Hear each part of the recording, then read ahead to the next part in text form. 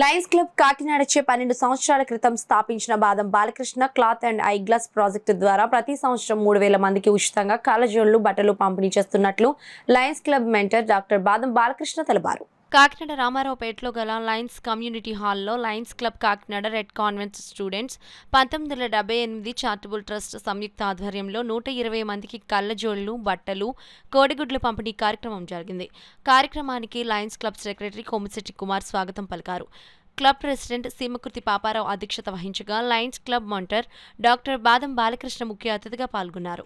ఈ సందర్భంగా డాక్టర్ బాదం బాలకృష్ణ మాట్లాడుతూ Lions club Kakinada red convent students 1978 charitable trust సంయుక్త ఆధ్వర్యంలో పేదలకు కళ్ళజోళ్ల పంపిణీ చేయడం అభినందనీయమని అన్నారు. అదేవిధంగా లయన్స్ క్లబ్ హోమియో క్లినిక్ ద్వారా 20 మంది పేదలకు మందులు పంపిణీ కార్యక్రమం అనంతరం సిద్ధార్థనగర్ కాపు కళ్యాణ మండపంలో 10 మామిడి చెట్లు, టీ గార్డ్స్ ప్లాంటేషన్ చేశారు. అనంతరం క్లబ్ సభ్యురాలు అనుపమ జన్మదినం సందర్భంగా తిమ్మాపురం గ్రీన్ఫీల్డ్ అందుల పాఠశాలలో అన్నదాన కార్యక్రమం నిర్వహించారు. కార్యక్రమాన్ని స్పాన్సర్ చేసిన పేకేటి వెంకటేశ్వర్లు, సుబ్బారావు, క్లబ్ ప్రెసిడెంట్ సీమకుర్తి పాపారావు కృతజ్ఞతలు తెలిపారు. ఈ కార్యక్రమంలో secretary Kommisetti Kumar, treasurer Nookaji, R C Devataputrarao, MBR Mohan Kumar, Medisetti Venkataramana, G L Janardhan Rao, Madhumohan, Chitturi Kamaraju, Badam Krishnarao, Subbarao, Peketi Venkateswarlu, Anupama తదితరులు పాల్గొన్నారు. 51 మంది లేడీస్కి పివి సుబ్బారావు గారు మా లయన్స్ క్లబ్ సీనియర్ మెంబర్ ఉన్నారు, ఆయన స్పాన్సర్ చేశారు. మరి ఈ కార్యక్రమం తర్వాత ఈ హోమియోపతి క్యాంపు ఒక 20 మందికి హోమియోపతి మెడిసిన్స్ ఫ్రీగా ఇవ్వడం జరిగింది.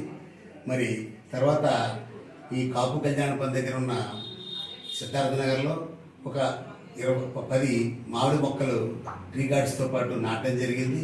తర్వాత మా క్లబ్ మెంబర్ అనుపమ్ గారు సహకారంతో గ్రీన్ ఫీల్డ్ అందుల పాఠశాల నందు అన్నదాన కార్యక్రమం నిర్వహించాం.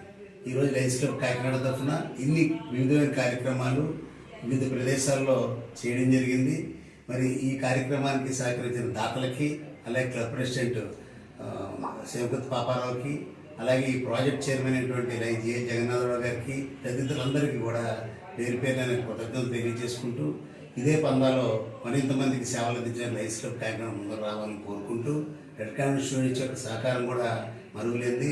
Red convent students 1978 charitable trust తరఫున కళ్ళజోళ్ళ ప్రాజెక్టు ప్రతి సంవత్సరం కూడా 3 లక్షల రూపాయలు అంటే 1500 కళ్ళద్దాలు వచ్చేటి వాళ్ళు సహకారం అందించడం గత 4 సంవత్సరాలు బట్టి ఈ కార్యక్రమం పెద్ద ఎత్తున చేపడుతున్నాం.